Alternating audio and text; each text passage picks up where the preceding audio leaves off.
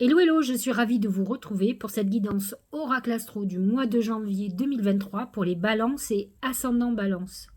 Tout d'abord, je vous présente mes meilleurs vœux de bonheur, de réalisation, d'autant plus que Jupiter vient de rentrer en bélier et qu'il est positionné exactement sur votre maison 7. Le bélier est votre signe complémentaire et on dit aussi opposé, parce que c'est votre signe qui est à l'opposé de vous, mais j'ai souvent remarqué que des béliers et des balances sont ensemble.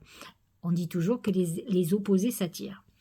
Alors, qu'est-ce que ça va faire? Jupiter va se positionner dans votre maison 7. Il va amener deux choses, tout bon ou tout mauvais. Jupiter n'est rarement mauvais, mais Jupiter représente la loi. Dans la maison 7, qui est la maison du couple et des associés. Donc, association, couple officiel, mariage, pax, concubinage, rencontre sentimentale pour du sérieux, pour de la concrétisation, construction d'une structure, d'une société à deux, ou l'inverse. Divorce, Jupiter maison 7, divorce, séparation, juridique dans le côté associatif, donc des associations. À vous de voir ce qui se passe dans votre vie actuellement. Il est bien évident que Jupiter accroît aussi la clientèle. Vous serez complètement apte à avoir des idées nouvelles pour grossir votre activité. Vous pourriez aussi, en tant que balance, être complètement en désaccord avec un bélier et ça pourra amener un vrai clash. Jupiter, c'est la loi, c'est la justice divine et qui tranche. Donc, sachez que dans les 5 mois qui arrivent, puisque Jupiter va rester 5 mois dans votre signe, dans le signe du bélier, pardon, il va trancher si un malaise ou un conflit est entre vous et une personne adverse, et particulièrement un bélier. Les planètes en Capricorne ne sont pas très en harmonie avec la balance, il faut le dire, comme elles ne sont pas en harmonie avec le bélier, mais elles sont positionnées dans votre maison 4, qui est la maison du foyer, de la famille. Donc, il est possible que vous soyez préoccupé par une personne d'un certain âge, de quelqu'un de la famille. Mercure, qui est rétrograde actuellement, peut poser des problèmes sur un bien immobilier, sur un héritage, sur des choses financières, sur des moyens financiers de quelqu'un d'un certain âge dont vous vous sentiez responsable. De toute façon, le Capricorne amène la responsabilisation et peut-être que effectivement, allez-vous vous positionner comment dirais-je, chef de famille pour prendre des décisions très importantes qui peuvent vous attirer aussi les foudres d'autres personnes de la famille. Alors, Mercure va être de nouveau direct le 19 janvier, donc ça risque de s'assouplir, ou en tout cas que les solutions apparaissent beaucoup plus facilement. Alors, par contre, les planètes en Verseau sont très positives pour vous. Donc, Vénus est rentrée dans le Verseau depuis le 4 janvier, positionnée dans votre maison 5. Donc, si vous êtes une balance, homme ou femme, qui a un désir d'enfant, c'est le meilleur moment pour faire un bébé, puisque Vénus est dans la maison 5. Le soleil en maison 5 aussi irradie complètement vos amours, votre créativité. Nombre de balances sont très créatives. Vous avez beaucoup de balances qui sont dans le côté, tout ce qui est déco intérieure, tout ce qui est mode, tout ce qui est beauté, donc coiffure, esthétique. Donc c'est vrai qu'elles sont très créatives et c'est vrai que là, alors, vous allez friser l'excellence. C'est vrai que vous allez avoir beaucoup de projets à ce niveau-là pour vous réaliser. En tout cas, vous êtes dans une très très bonne période pour ça, d'autant plus que le Gémeaux, qui est un signe d'air comme vous, est en harmonie aussi avec votre signe, positionné dans votre maison 9. C'est vrai que dès que Mars va être en position directe, c'est-à-dire à partir du 13 janvier, vous allez prendre beaucoup de décisions. Peut-être êtes-vous dans une période où vous aurez envie de créer quelque chose de nouveau, de vous former dans un domaine. En tout cas, vous allez sentir des ailes vous pousser et vous allez innover. Ça, c'est sûr. Donc, vous allez sentir que les choses sont moins bloquées et qu'elles avancent réellement. Donc, c'est une période intéressante pour vous. Les planètes, par contre, en Poisson, sont positionnées dans votre maison 6, qui est aussi la maison du travail, donc du travail quotidien, de votre organisation de vie au quotidien. mais c'est surtout la maison de la santé. Donc attention à tout ce qui est infectieux, tout ce qui est gynécologique, tout ce qui est urinaire. Ça peut être problématique pour vous. Les planètes en taureau sont positionnées dans votre maison 8, qui est la maison des gains et des pertes financières, de la sexualité, surtout de la transformation. Uranus peut amener des bouleversements très importants sur votre confort de vie, sur votre sécurité professionnelle et financière. Donc, à vous de voir et à anticiper. Vous le savez, c'est quelque chose qui peut être déstabilisant pour vous, qui avez besoin de cette sécurité. La pleine lune, qui est en cancer, est positionnée sur votre axe 10, 10-4. Donc, c'est l'axe famille, ambition. En fait, c'est trouver le juste équilibre entre les deux, mais c'est aussi, avec cette lune en cancer qui est dans votre maison 10, à vous de voir comment vous pouvez organiser votre vie et votre vie de famille, et peut-être aurez-vous quelques responsabilités ou obligations familiales qui vous obligent à changer votre fusil d'épaule au niveau professionnel, malgré que vous soyez dans une période où vous aurez le vent en poupe et vous aurez envie de nouveautés. Donc c'est vrai qu'il va falloir arriver à trouver à réguler. Alors je l'ai déjà expliqué dans les autres vidéos, cet axe aussi est très important parce qu'il est l'axe qui nous dit aujourd'hui, tu as tel âge, admettons, tu as 30 ans, tu as 40 ans, tu as 50 ans. Où en es-tu dans ta vie? Es-tu devenu l'homme ou la femme que tu vous désirais être? Et c'est ça qu'il faut que vous demandiez. Parce que si la réponse est non, vous devez absolument travailler pour devenir celui ou celle que vous rêviez d'être.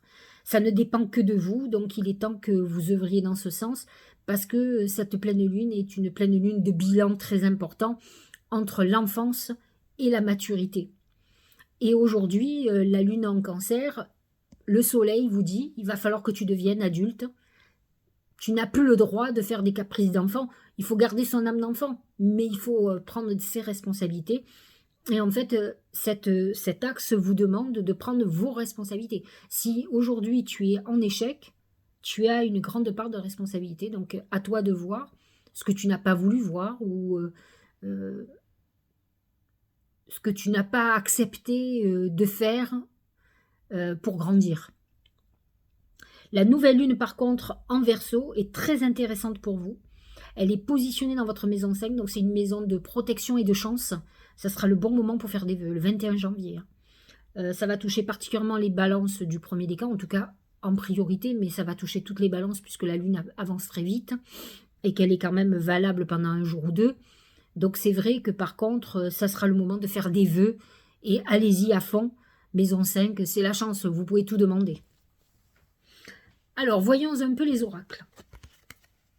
Ah bah c'est le trèfle à 4 feuilles. Quand je dis que vous avez le Verseau qui est dans votre maison 5, la maison de la chance, ben voilà, bénédiction, coup de chance.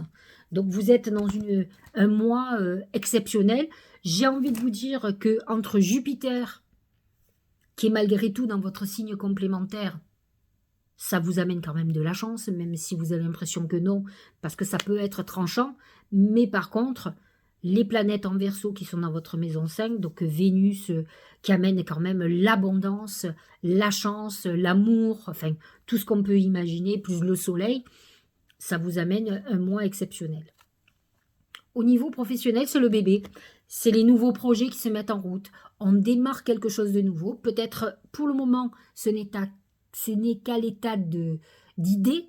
Ce n'est pas encore mis en route, mais en tout cas, vous abordez une époque de renouveau, de remise en route, soit de chamboulement de quelque chose qui existe déjà, soit de démarrage d'activités nouvelles qui ne sont pas d'actualité.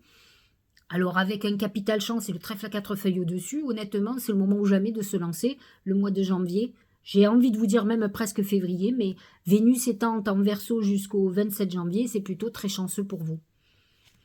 Au niveau de l'amour, c'est le chameau.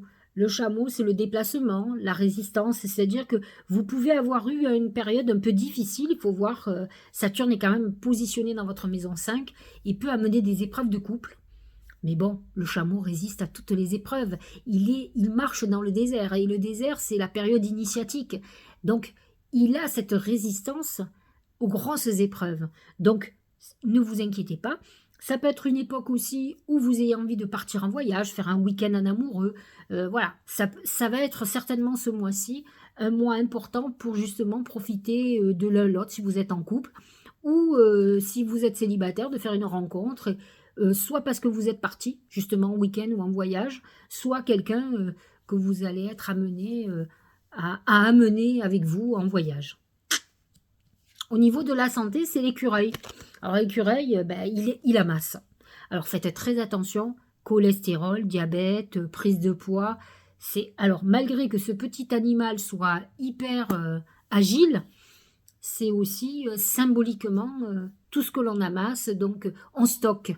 Donc vous êtes peut-être dans une période où vous avez des rétentions d'eau, prise de poids, etc.